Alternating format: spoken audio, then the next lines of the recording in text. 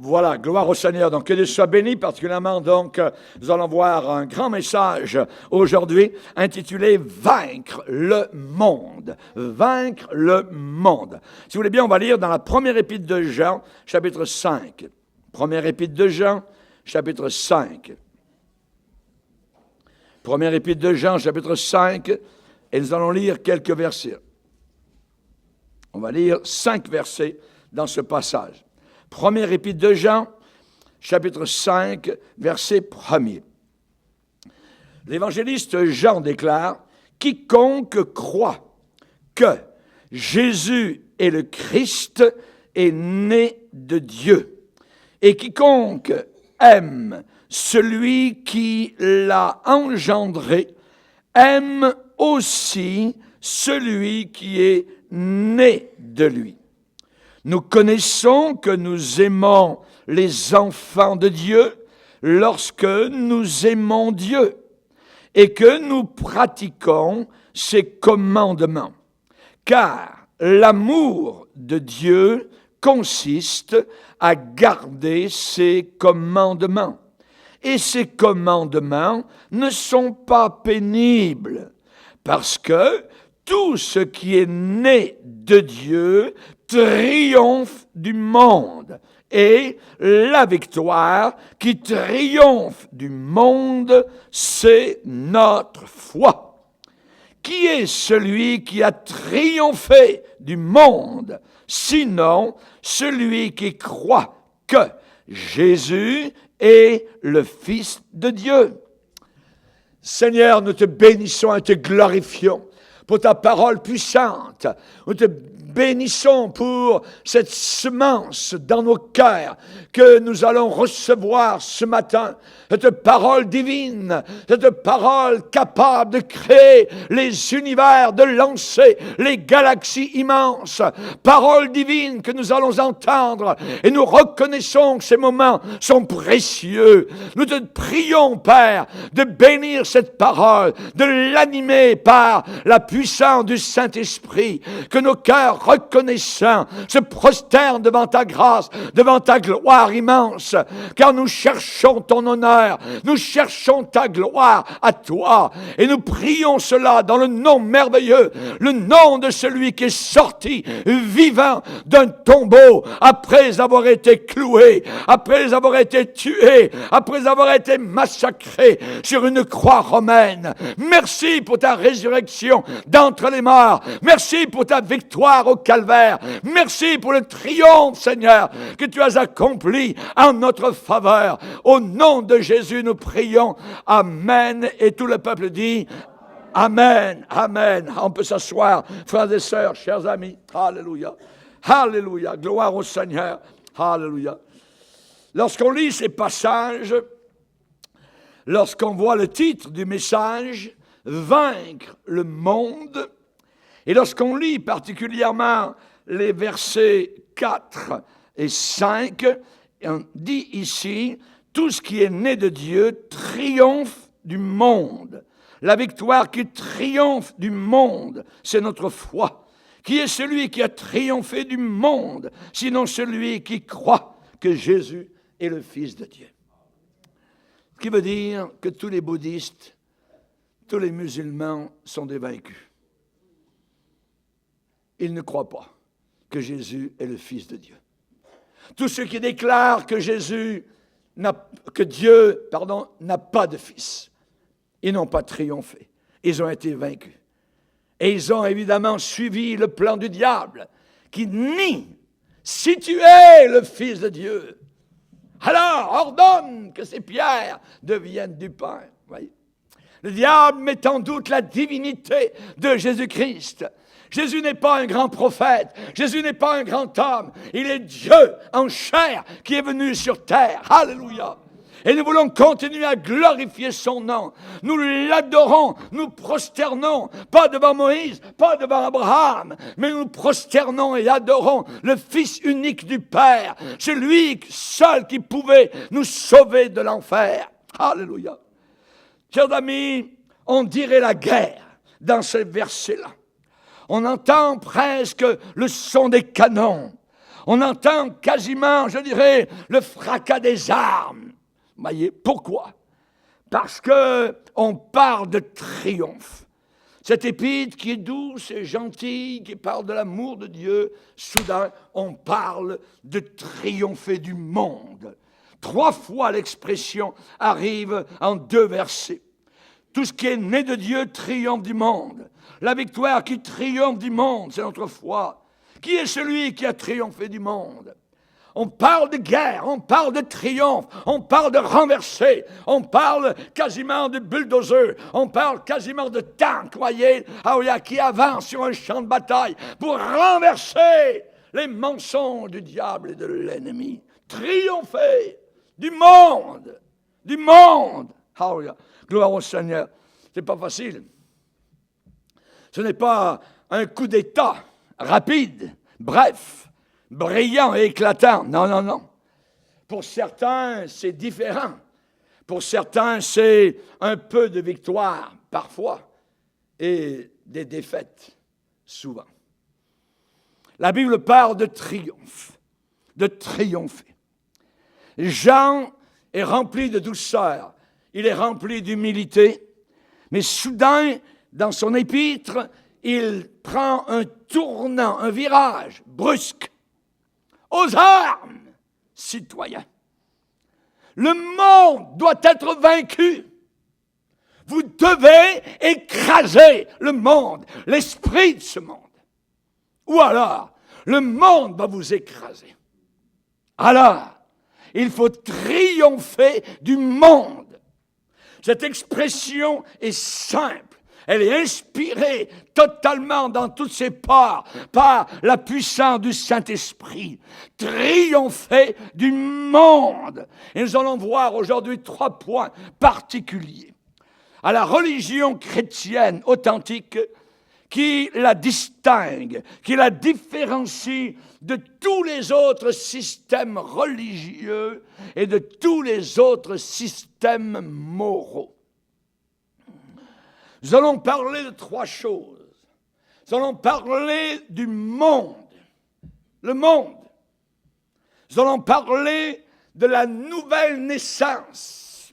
Puisque ici il est dit, tout ce qui est né de Dieu triomphe du monde.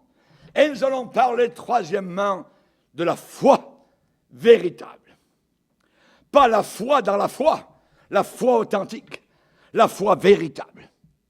Le monde. Alors, premièrement, le monde. Triompher du monde. Qu'est-ce que Jean veut dire qu'il faut vaincre? Qu'est-ce que Jean veut dire? Il faut vaincre le monde. Pourtant, Dieu a fait ce monde autour de nous. Ne devons-nous pas aimer ce que Dieu a fait? La première épître de Jean nous dit, n'aimez pas le monde, ni les choses qui sont dans le monde. Si quelqu'un aime le monde, l'amour du Père n'est pas en lui. Se pourrait-il que dans plusieurs chrétiens, l'amour du Père ne soit pas présent? Si quelqu'un aime le monde, l'amour du Père n'est pas en lui. Pourquoi le monde est-il un ennemi à vaincre? Jacques, le pasteur de Jérusalem, va dire « L'amour du monde est inimitié contre Dieu. » Celui donc qui veut être ami avec le monde se rend ennemi de Dieu. Se pourrait-il que des supposés chrétiens, des pseudo-chrétiens, soient ennemis de Dieu par leur amour du monde? Si quelqu'un aime le monde, l'amour du Père n'est pas en lui, va dire Jean, et Jacques va dire, c'est un ennemi de Dieu. De quoi Jésus-Christ nous a-t-il rachetés? Es-tu racheté? Es-tu véritablement sauvé? La Bible dit dans Galates, au 1er chapitre, Jésus nous a rachetés. Le verbe exact, c'est nous a arrachés. Jésus nous a arrachés de ce présent siècle mauvais. Mauvais. De ce présent monde mauvais. Aionos en grec. De ce présent âge mauvais. Donc, on ne parle pas ici du monde physique, de ce que l'on voit, la nature, qui est belle. Je l'aime, la nature. Mais les écrivains de la Bible parlent d'autre chose. Quand ils disent « n'aimez pas le monde », le monde. Jean l'apôtre, lui, va se servir du mot grec « cosmos ». Il va dire, ne vous étonnez pas, frères, si le monde vous hait.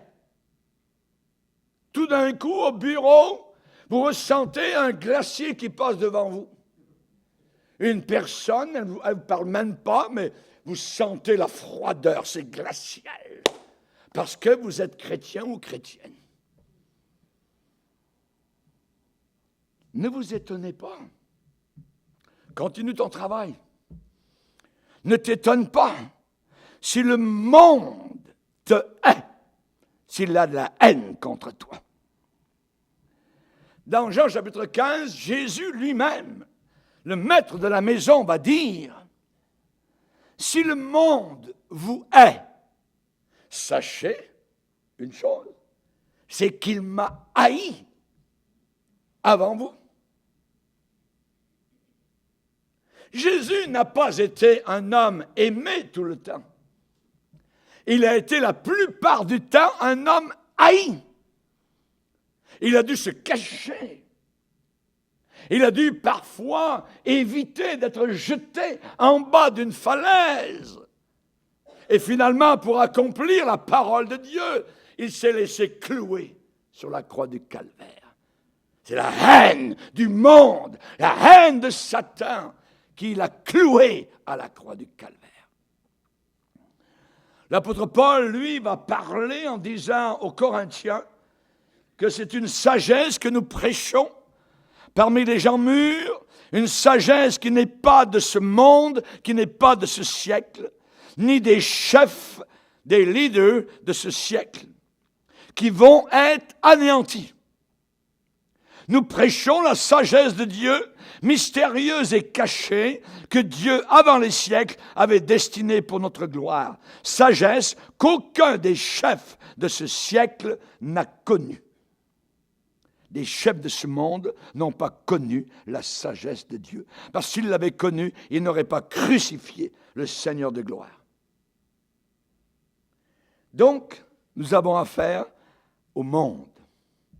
Le monde qui a cloué Jésus. C'est le même monde aujourd'hui. Et il respire la haine contre ce que nous sommes, ce que nous représentons et surtout ce livre qu'ils veulent abattre, qu'ils veulent détruire. Et comme je le dis souvent, leurs petits poings se cassent devant cette parole qui demeure et qui transcende les siècles.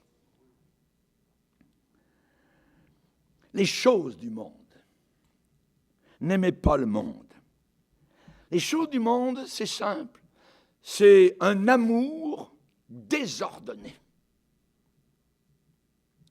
La mondanité, l'amour pour les richesses de ce monde pervers pourri.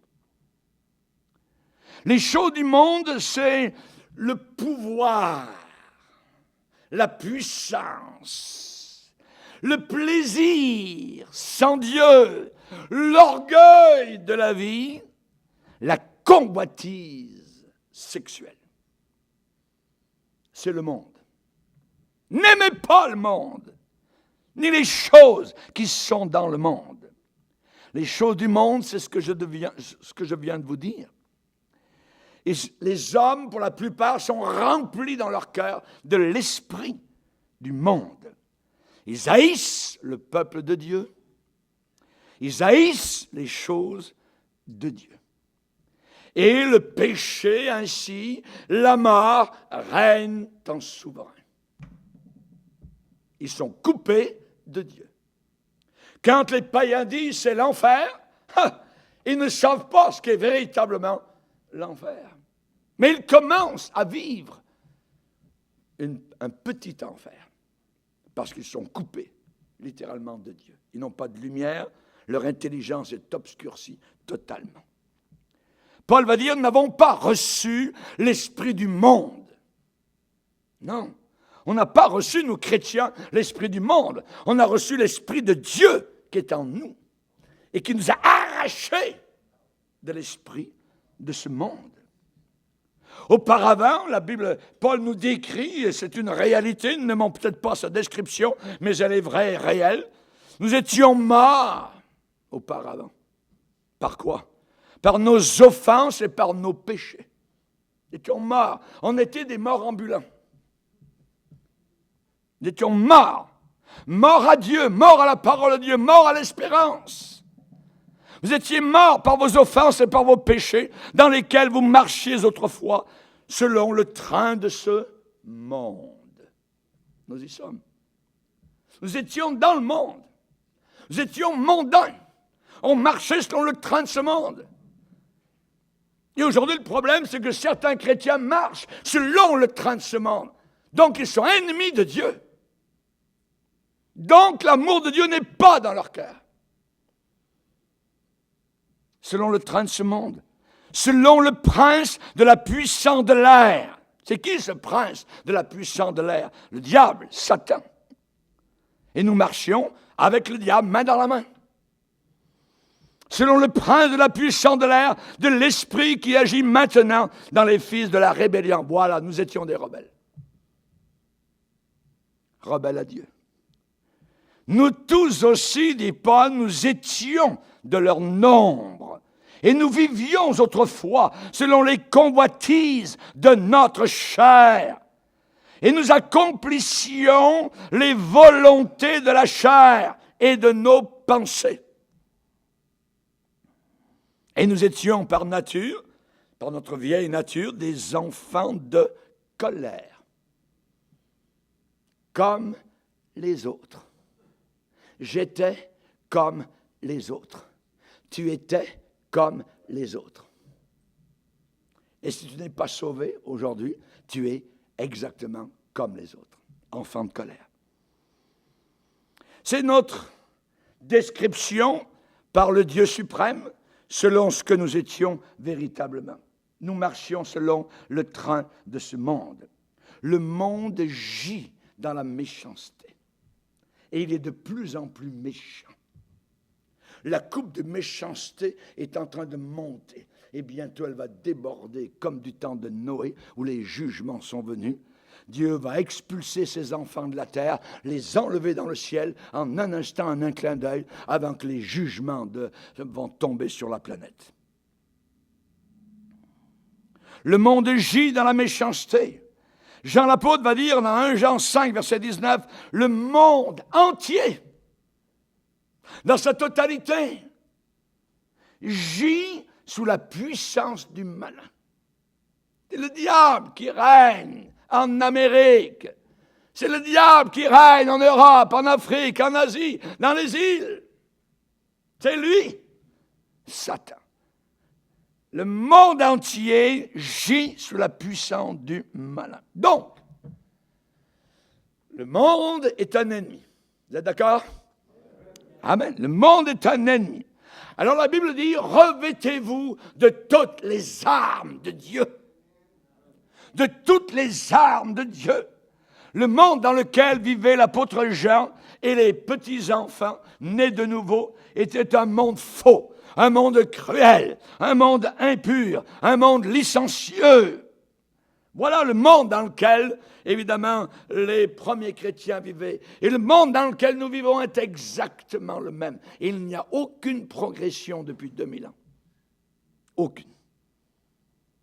C'est un monde faux, c'est un monde cruel, c'est un monde licencieux. Et c'est le même esprit qui opère aujourd'hui. Aujourd'hui, regardez les gens, la convoitise pour les richesses. ça nous fait rougir. Des actes honteux, des horreurs infernales. Il y a même un trafic de chair et de sang où l'on vend même des corps humains. Convoitise pour la puissance, des taxes monumentales aujourd'hui sur les pauvres gens pour maintenir des armées puissantes, des engins de guerre qui valent très cher et qui, derrière leur sillage, vont laisser des rivières de sang. Convoitise pour la gloire humaine, la renommée, être célèbre, être riche et célèbre.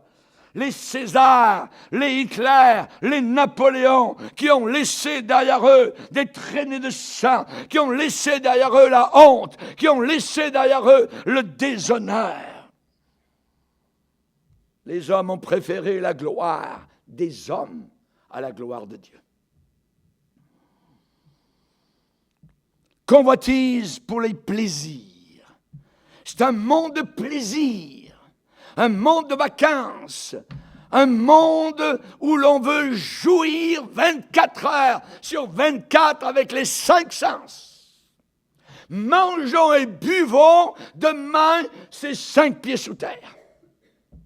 Voilà la pensée du monde autour. N'aimez pas le monde. N'aimez pas le monde. De plus en plus, les gens sont sans frein dans leur dissolution. Aucune retenue. Aucune retenue. La Bible a l'expression sans frein, sans aucune retenue, dans leur dissolution.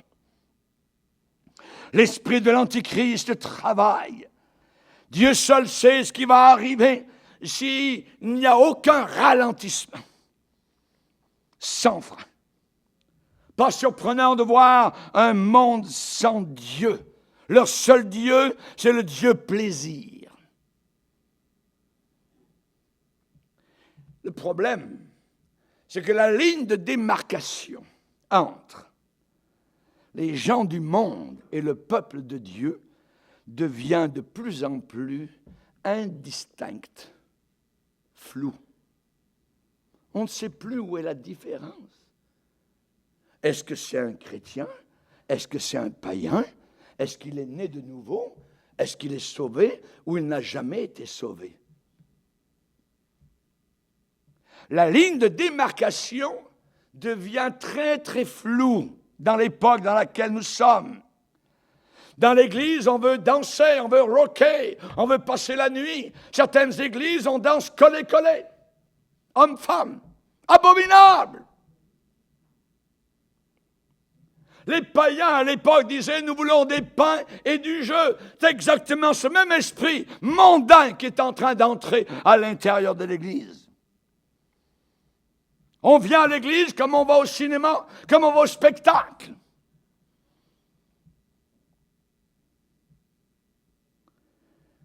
Au pied du Sinaï, nous voyons le supposé peuple de Dieu en train de construire un veau d'art et de danser et d'enlever leurs vêtements et de commencer des orgies abominables autour du veau d'art.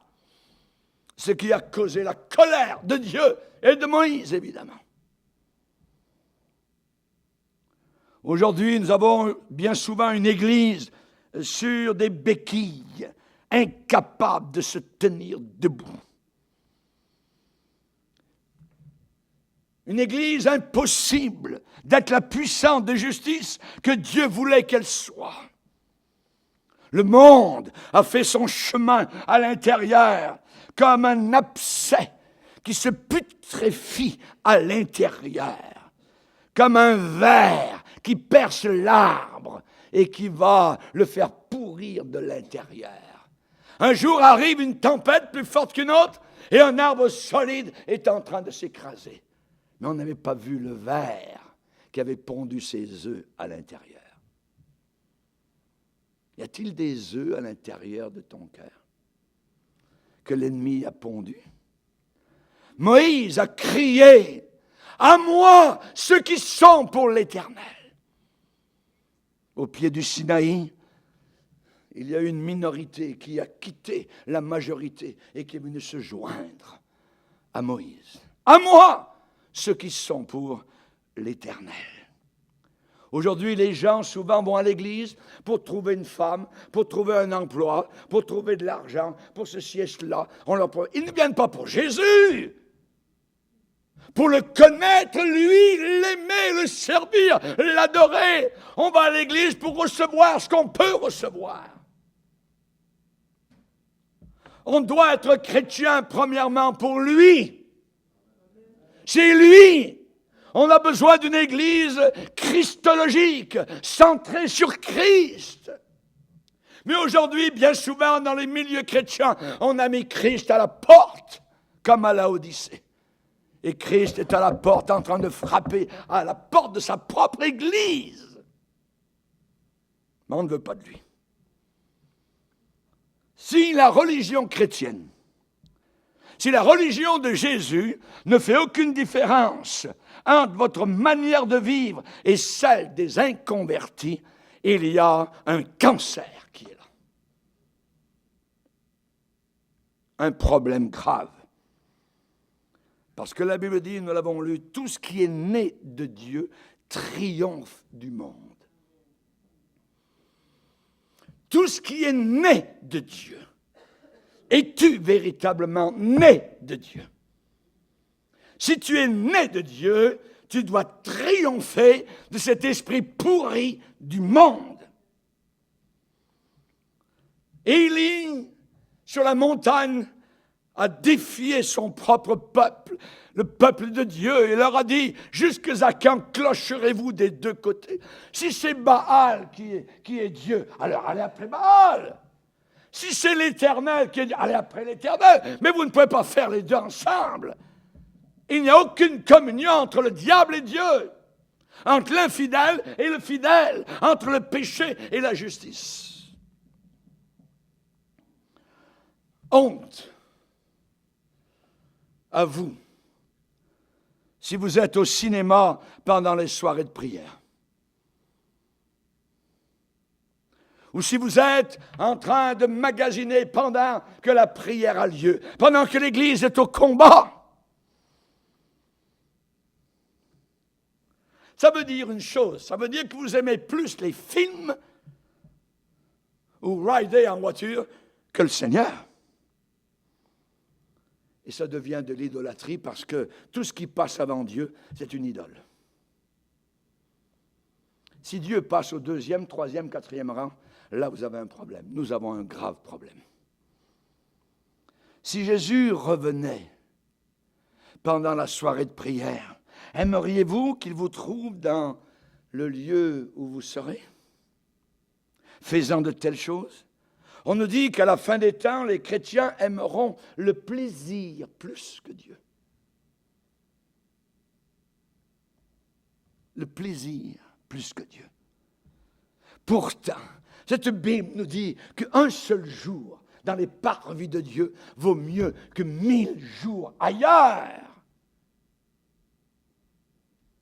Une seule prédication de la parole de Dieu peut bouleverser, changer nos vies. Est-ce que nous sommes bouleversés? Est-ce que nous avons été labourés par le soc de la parole de Dieu? La charrue de l'Évangile a-t-elle passé sur notre terrain en friche? Un jour, un seul, dans tes parvis vaut mieux que 1000 ailleurs. 300. Que dis-je, 300? 900 000. 3 ans. Vaut mieux un jour dans tes parvis. On nous a dit qu'à la fin des temps, beaucoup abandonneraient la foi. Ça veut dire qu'ils ont eu la foi, mais ils vont l'abandonner, ils vont la lâcher.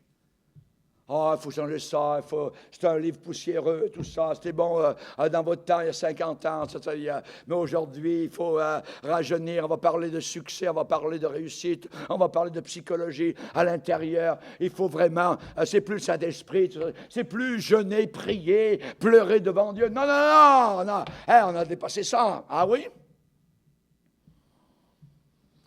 Dieu ne sera jamais dépassé. La folie de Dieu est plus grande que toute la sagesse des hommes. Et la sagesse des hommes est une folie devant Dieu, elle est diabolique. La sagesse des hommes est diabolique, n'oubliez jamais ça. C'est Jacques qui nous dit ça. Quand je reviendrai, il se pourrait qu'il revienne cette semaine. Les vrais chrétiens seront contents. J'ai des téléphones d'Afrique, des téléphones d'Europe, tout ça. Et quand je parle de ça, les chrétiens disent « Ah, pasteur, si Jésus revenait tout de suite, je serais juste content. » Les vrais chrétiens ne trouvent plus aucun plaisir ici-bas sur cette terre. Ils veulent rentrer à la maison. L'apôtre Paul a dit « Je suis crucifié pour le monde. » Hey! Arrêtons-nous sur ce verset. Je suis crucifié pour le monde. Un homme crucifié, c'était fini. Il n'avait pas une deuxième chance. Il ne redescendait pas de la croix. C'était fini. Il respirait, il respirait, il respirait, il respirait jusqu'à ce qu'il ne respire plus. C'était la mort. Et Paul va dire aux Galates, chapitre 6, verset 14, « Je suis mort pour le monde. Je suis crucifié pour le monde. Je suis crucifié avec Christ. Avec Jésus-Christ. » Alors, Jean va dire, « N'aimez pas le monde, mais il va dire tout ce qui est né de Dieu triomphe du monde. Tout ce qui est né de Dieu. » Je me pose la question aujourd'hui de savoir si la moitié de l'Église chrétienne n'est pas née de nouveau. Beaucoup sont entrés à l'intérieur de l'Église dans les années 70, 80, 90 parce qu'il y avait du rythme, parce que la musique était belle, ça, mais aucune repentance devant la croix du calvaire. Aucune conviction de péché. Alors nous avons beaucoup de païens à l'intérieur de l'Église qui ont un vernis de chrétien. Une apparence. Né de Dieu.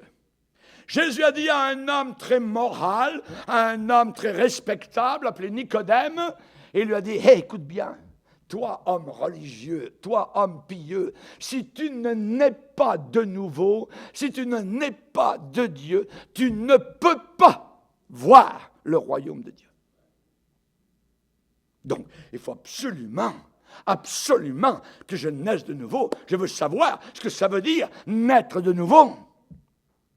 Parce que c'est le seul moyen pour aller au ciel. Et quand on est né de Dieu, la Bible dit que nous commençons à participer à la nature de Dieu en fuyant la convoitise qui existe dans ce monde. Voulez-vous participer à la nature de Dieu? Voulez-vous participer aux œuvres de Dieu? Voulez-vous participer à la bénédiction de Dieu? Il faut fuir cette convoitise qui est dans le monde. Cet orgueil, je suis mieux que toi. Il y a des gens qui regardent toujours les autres, sont au-dessus, planent au-dessus des autres. Mais quand vous êtes au-dessus des autres, vous regardez toujours en bas. Vous n'avez aucun regard pour en haut. Vous êtes trop orgueilleux pour regarder celui qui vous regarde. Alors parfois, le Seigneur, il en met quelques-uns à dos, dans un hôpital. Et là, ils sont obligés de regarder en haut.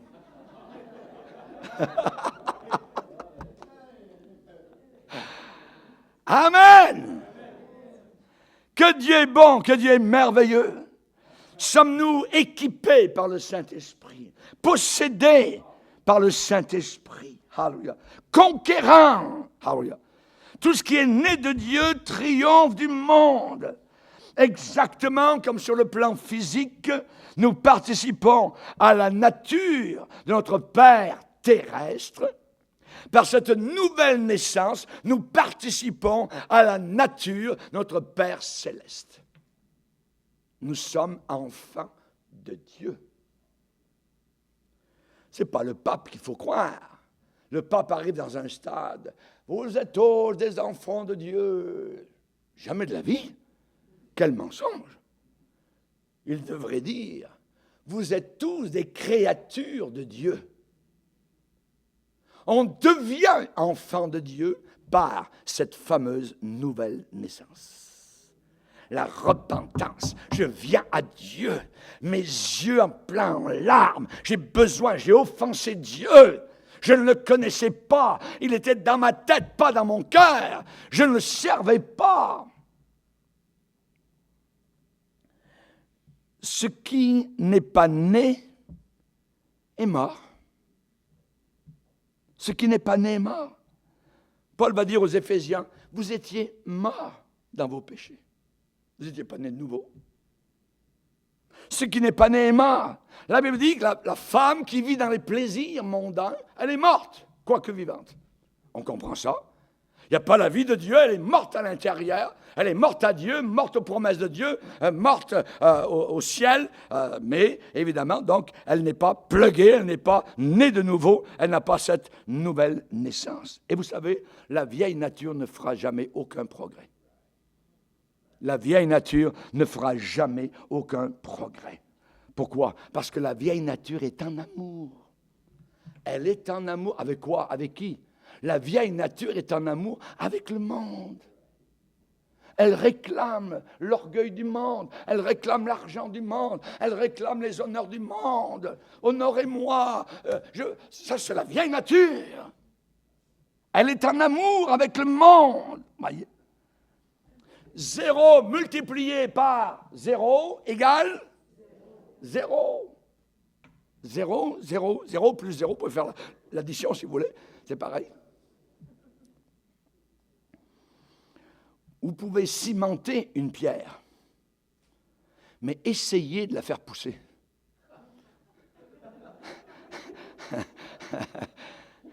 La vieille nature ne poussera, je dirais, elle n'apportera jamais aucune vie.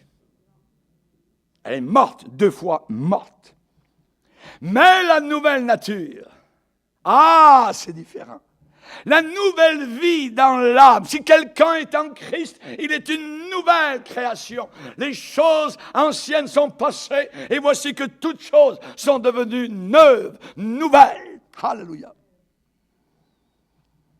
La victoire sur le monde se passe par un amour pour Dieu et pour les choses de Dieu. La Bible dit que nous ne sommes pas des pierres cimentées, mortes. Nous sommes des pierres vivantes. Oh, une pierre vivante. Amen, oui. Parce que nous formons tous ensemble un édifice, le corps de Christ, l'Église de Dieu. Amen. Et nous sommes des pierres vivantes. Auparavant, nous étions des pierres mortes. Totalement mortes. Oui. Démas a été vaincu par l'esprit du monde. Après avoir été dans l'Église, après avoir prêché l'Évangile, il est retourné vers le monde. Démas m'a abandonné, va dire l'apôtre Paul, par amour pour le siècle présent. Sa vieille nature, soudain a redemandé la gloire du monde. Il a été ébloui par les lumières de Rome, de Corinthe, d'Athènes, Thessalonique, tout ça. Et il s'est dit un jour, je vais quitter ce bonhomme-là. Je vais quitter Paul, tout ça. Et il l'a fait. Et le diable a travaillé son cœur pour qu'il le fasse. Sa vieille nature est remontée. Vaincu. Judas a été vaincu par l'argent. L'amour de l'argent. 30 petites pièces d'argent. Qu'est-ce que vous allez me donner si vous... je ne crois plus en lui, tout ça. Il avait promis, sur moi, mais c'est un magicien, c'est un faux prophète juif, tout ça. Qu'est-ce que vous allez me donner? On peut te donner 30 pièces d'argent. Merci beaucoup. Alors voilà comment on va faire. Et un beau jour, ça a été un homme qui se balançait au bout d'une corde, avec son ventre ouvert, ses entrailles qui sortaient, et son âme était déjà rendue dans son lieu infernal. Vaincu. Dans la mythologie grecque, j'ai étudié un peu le grec quand j'étais à l'école, dans le cours classique, et il y a une histoire, il s'appelle Gréus, c'est de la mythologie. Gréus a été transformé par Circé. Circé était une sorte de déesse grecque, inventée par les Grecs, parce qu'elle était une puissante magicienne. Et elle a enfermé Gréus dans une porcherie. La magicienne a nourri Gréus avec ce que mangent et ce qu'aiment les porcs. Et voilà que sur le passage, Ulysse, le fameux Ulysse, est passé et a offert au pauvre homme de le faire redevenir homme. Gréus a répondu à Ulysse, non, non, Ulysse, non, je ne veux pas redevenir homme. La vie d'un porc est tellement agréable. Ulysse lui dit, mais voyons donc, est-ce que l'éloquence, la poésie, la musique, c'est rien pour toi? Et Gréus répond, non, non, non, non, je préfère grogner que d'être éloquent comme toi.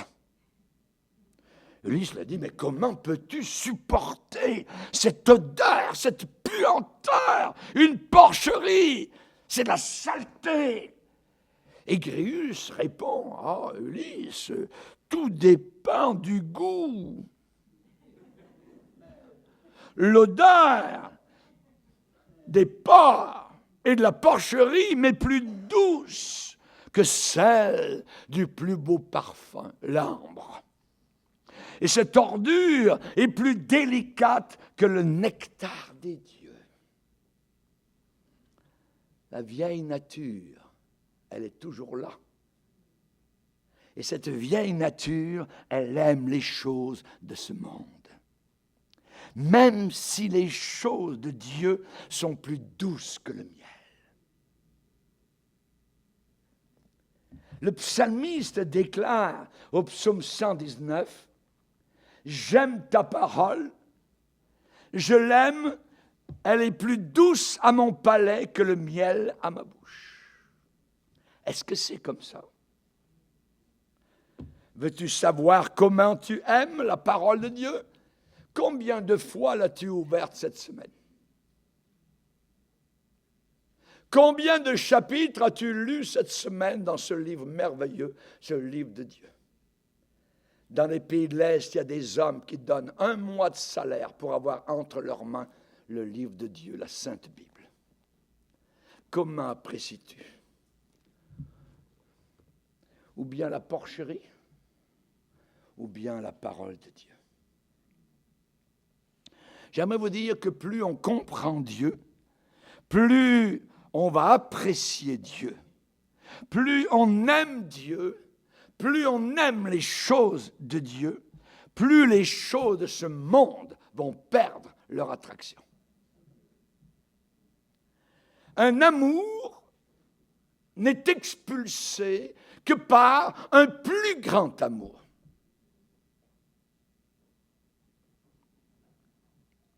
On va revenir à Ulysse, un roi légendaire. Un jour, Ulysse est passé à un endroit où il y avait la fameuse musique enchanteresse des sirènes. Il était sur un bateau avec les marins, tout ça, et il a mis de la cire dans les oreilles des marins pour qu'ils n'entendent pas la musique enchanteresse des sirènes. Et il a fait lier les marins au mât du bateau. Comme ça, ils ne bougeraient pas, ils n'entendraient pas. Vous voyez? C'est une manière de faire les choses, de placer des règles pesantes, lourdes, ou bien il y a une meilleure manière. Et dans les parages, dans ces eaux où naviguait Ulysse, où il y avait des sirènes, Orphée, le fameux Orphée, c'est toujours la mythologie, mais en tout cas, Orphée a navigué à cet endroit-là où étaient les sirènes. Orphée était un poète merveilleux, il arrivait à faire arrêter même les animaux tellement il chantait de façon merveilleuse, et tout le monde l'écoutait, ainsi de suite. Et donc, Orphée a navigué à l'endroit donc où étaient les sirènes. Les marins qui étaient sur le bateau n'ont même pas tourné les regards donc vers les sirènes. Pourquoi? Parce qu'il y avait un chant bien plus beau que les sirènes, celui d'Orphée qui était là et qui savait chanter si bien. Est-ce que vous avez votre Orphée sur votre navire? Ce Jésus qui est si beau, qui va vous attirer tellement que le chant des sirènes, le chant de ce monde ne vous attirera même pas. Vous n'aurez même pas besoin d'avoir, je dirais, des bouchons dans les oreilles ou d'être lié au mât de votre navire. C'est Jésus-Christ qui va vous attirer parce que c'est lui que vous aimez, c'est vers lui que vous allez, c'est lui qui vous a sauvé à la croix du Calvaire, c'est lui qui vous parle, il est vivant, il est sorti du tombeau et il marche avec vous chaque jour. Qu'en est-il, mon frère, ma sœur? Alléluia. Alléluia. Chers amis, la Bible dit l'homme animal. L'homme animal. Ça veut dire l'homme naturel, l'homme psychique. Ne reçoit pas les choses de Dieu. Parce qu'elles sont une folie à ses yeux. Ça, c'est l'homme animal. La musique de notre Orphée, la musique de notre Sauveur, la musique de notre Jésus n'est pas pour l'oreille naturelle. N'est pas pour la vieille nature. L'homme animal ne peut pas apprécier Dieu. Je dis bien, il ne peut pas apprécier Dieu. Il ne peut pas même l'aimer. Il ne peut pas connaître les choses de Dieu. Si un homme ne naît pas de nouveau, il ne peut pas voir. Il n'a aucune possibilité d'entrer au ciel s'il n'est pas né de nouveau. Pourquoi? C'est impossible à cause de la nature même de sa condition spirituelle. Il n'est pas plugué. Il n'est pas branché. Il n'a pas la lumière en lui.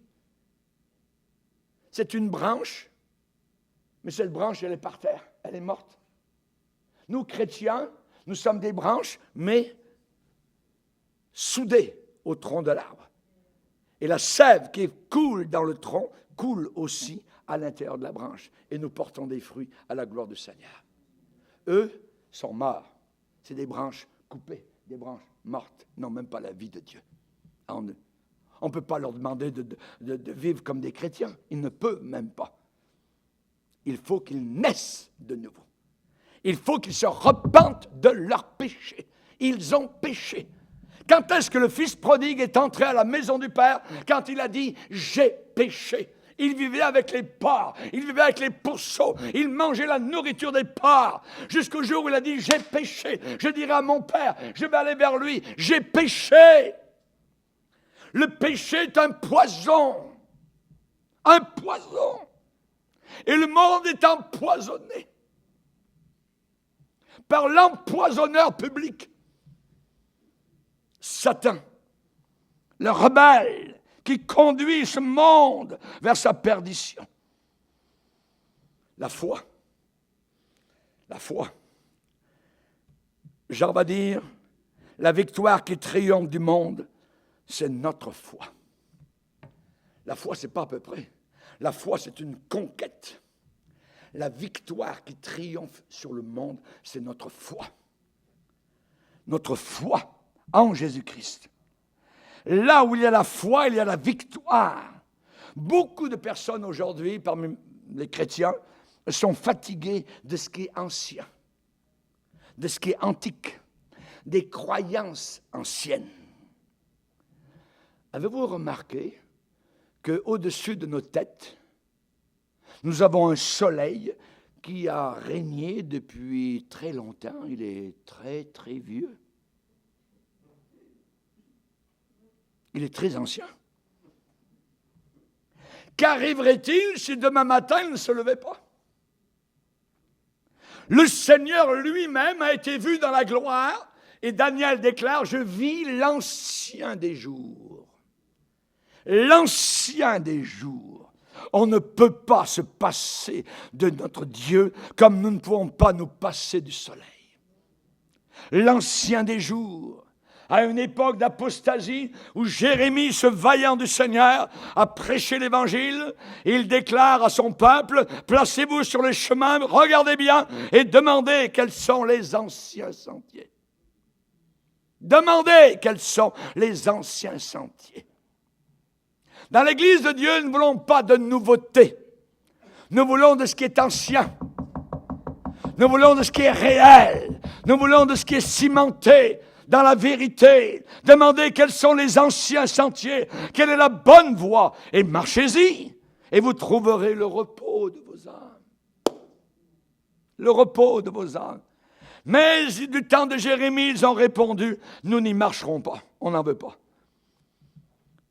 Dieu dit, j'ai mis près de vous des sentinelles, soyez attentifs au son de la trompette, mais ils répondent, non, nous n'y prendrons pas garde. C'est un choix personnel. C'est un choix personnel. J'aimerais vous dire qu'une religion sans croyance, c'est un gratte-ciel sans fondation. Nous avons un système de foi. Nous croyons en Dieu, nous croyons au Fils de Dieu, nous croyons à la naissance virginale du Sauveur du monde, nous croyons à l'enfer éternel, nous croyons au ciel éternel. Nous ne croyons pas au purgatoire, ça n'existe pas. Nous avons,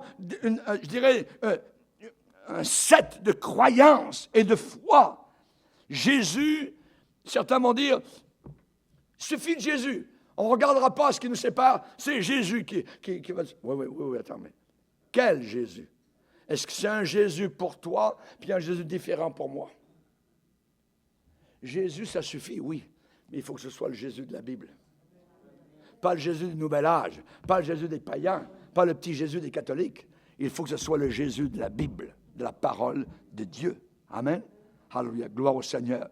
Dans cette époque élastique, dans cette époque de va-et-vient, de changement, de variation, de marée montante, de marée descendante.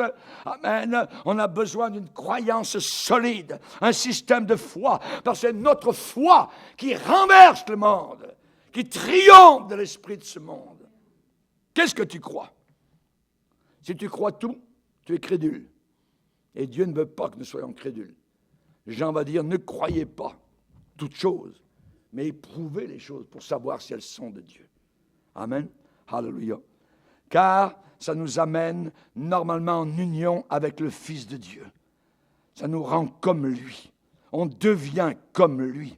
On devient aimé comme lui, haï comme lui.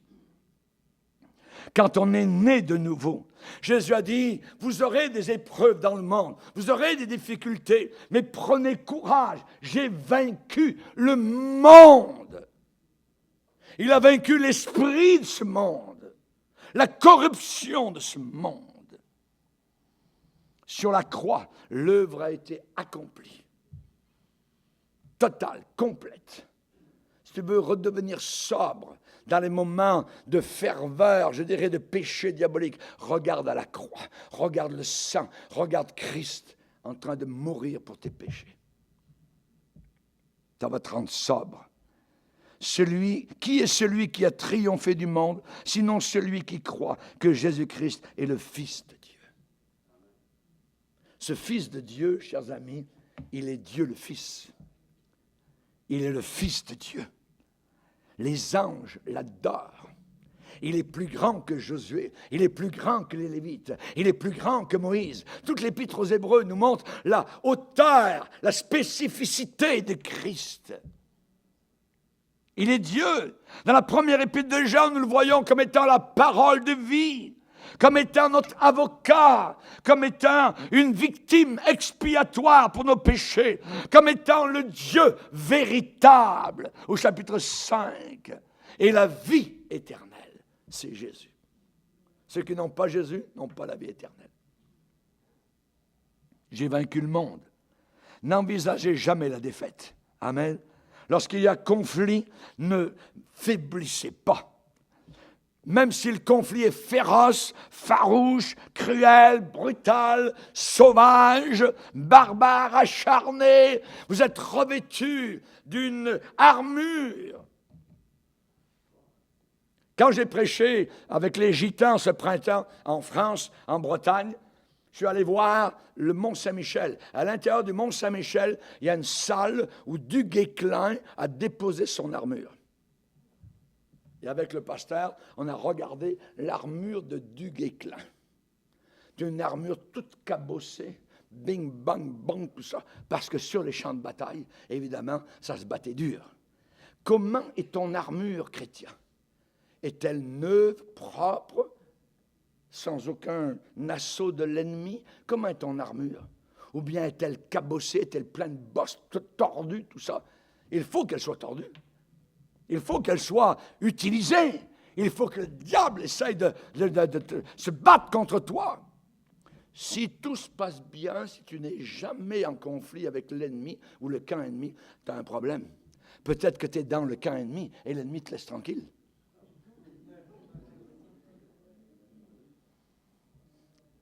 Nous n'avons pas à combattre contre la chair et le sang, va dire l'apôtre Paul, mais contre le diable lui-même. Celui qui est en nous est plus grand, plus fort que celui qui est dans le monde. Je puis tout par celui qui me fortifie. Lorsque Josué a vaincu des rois ennemis, un jour ils se sont ligués contre Josué. Ils étaient 5 rois. Et à un moment donné, ils ont eu tellement peur, ils sont enfuis et ils sont allés dans une caverne à Makkéda. Ils étaient là cachés et tremblaient devant les armées de Josué. Josué a dit à ses hommes, enfermez-les, mettez des pierres. Ils ont gagné la bataille, ensuite ils sont revenus, ils ont dit, enlevez les pierres, faites sortir ces rois-là. Ensuite, tout le peuple d'Israël était là, tous les combattants, et il y avait ces fameux 5 rois qui étaient là. Et Josué a dit aux leaders, avancez-vous, vous les chefs. Et il a demandé à ces rois de se coucher par terre. Il a demandé aux leaders de mettre leurs pieds sur leur cou. Et ensuite, ils ont tué. Et ils ont pendu jusqu'au soleil couchant. Il faut faire exactement comme cela avec le péché. Il faut que tu aies le dessus sur le péché. Que tu mettes le cou, ton pied sur le cou. Amen, de l'ennemi. Qu'est-ce que je dois dire? Je vous ai donné le pouvoir de marcher sur les serpents, les scorpions et toute la puissance du diable. Rien ne pourra vous nuire. Rien ne pourra vous nuire. En terminant, je vais vous poser la question. Si tous les membres, posez-vous la question, si tous les membres de l'Église étaient comme moi, quelle serait la sorte d'église que nous aurions? Si tous les membres étaient comme ce que je suis, pose-toi la question. Quelle sorte d'église nous aurions? Est-ce que nous aurions une église apostate? Est-ce que nous aurions une église qui va être vomie de la bouche du Seigneur? Ou est-ce que nous aurions une église triomphante sur le monde? Ce qu'un homme est, ce qu'un homme n'est pas, ce qu'un homme fait, ce qu'un homme ne fait pas. Voyez, la somme totale de son caractère, toute sa vie va affecter d'autres vies. Nous ne vivons pas sur une île juste tout seul. Nous affectons toutes sortes d'autres vies, consciemment ou inconsciemment. Je reviens à ma mythologie. Dans la mythologie, il y avait une déesse invisible. On ne la voyait pas. Elle venait. Et quand elle venait, il y avait toujours derrière elle des bénédictions qu'elle laissait sur son passage. Les arbres qui avaient été noircis par les feux de forêt, tout à coup, quand elle était passée, il y avait de nouvelles feuilles sur son passage. Dans ses empreintes, au bord des ruisseaux, les violettes sortaient tout de suite. Tchouk. Les temps où l'eau était totalement stagnante, tout d'un coup, pof, elle passait, c'était une fontaine d'eau jaillissante. Les champs qui avaient été grillés et desséchés par le soleil, quand elle passait, tout fleurissait sous ses pas.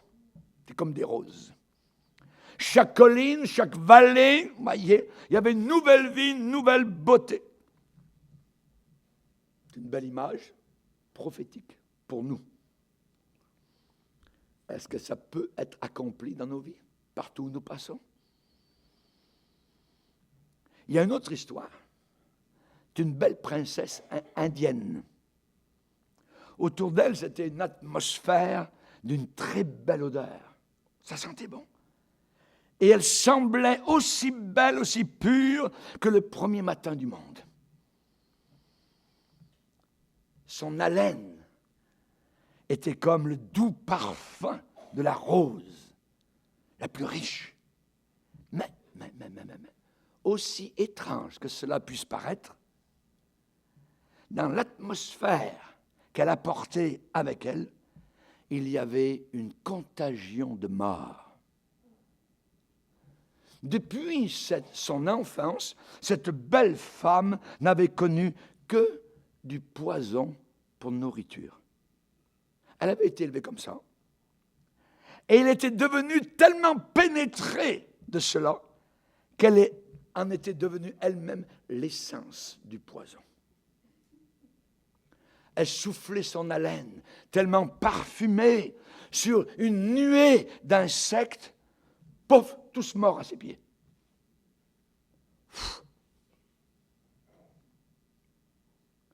Elle prenait dans sa main la plus belle fleur, toc, la fleur fanait tout de suite et tombait. Le plus beau petit oiseau, dans sa présence, voltait, battait des ailes, se tenait en équilibre un moment, ensuite il frissonnait, pof, tombait mort. Cette princesse poison, c'est chaque homme et chaque femme dont l'influence est perverse, dont l'influence est une malédiction sur ses compagnons, une ruine, un vrai gâchis. Question, qu'est-ce que nous répandons autour de nous? Quelle odeur faisons-nous sentir autour de nous? Qu'est-ce que nous dégageons? Le parfum de Christ ou un parfum de mort? Quel arôme? Nous écrivons un évangile, un chapitre chaque jour, par les actes que nous accomplissons, par les paroles que nous déclarons, et les hommes autour de nous lisent ce que nous écrivons, que ce soit vrai ou faux. Alors, quelle est cette sorte d'évangile que vous répandez autour de vous? L'apôtre Paul dit, vous êtes une lettre de Jésus, écrite, non avec de l'encre, mais avec l'Esprit du Dieu vivant, non pas sur des tables de pierre, mais sur des tables de chair sur les cœurs. Quelle sorte de lettre sommes-nous? Tout ce qui est né de Dieu triomphe du monde. Ceux qui entrent là-haut sont tous des triomphateurs. À celui qui vaincra, je donnerai à manger de l'arbre de la vie. À celui qui vaincra sera revêtu de vêtements blancs. Celui qui vaincra quoi? Vaincre le monde et l'esprit de ce monde. Seigneur, nous sommes devant toi. Nous sommes en ta présence. Et nous désirons te glorifier, te bénir. Nous ne cherchons pas les honneurs de ce monde, l'argent de ce monde, les convoitises de ce monde. Nous te désirons, nous te voulons. C'est toi, Seigneur, que nous cherchons. Oh, comme David l'a dit, Seigneur, comme une biche soupire après les eaux. Mon âme a soif de toi. Que nous soyons riches ou pauvres, que nous vivions dans un palais, dans une cabane, que nous conduisions une Mercedes ou une bicyclette, ça n'a aucune importance à tes yeux. C'est toi que nous voulons, c'est toi que nous cherchons, c'est toi qui es venu sur terre pour nous sauver, pour nous délivrer de nos péchés, pour nous arracher de l'esprit de ce monde et pour vivre dans ton Saint-Esprit. Au nom de Jésus, Amen. Et tout le peuple dit Amen. Levons-nous ensemble, frères et sœurs.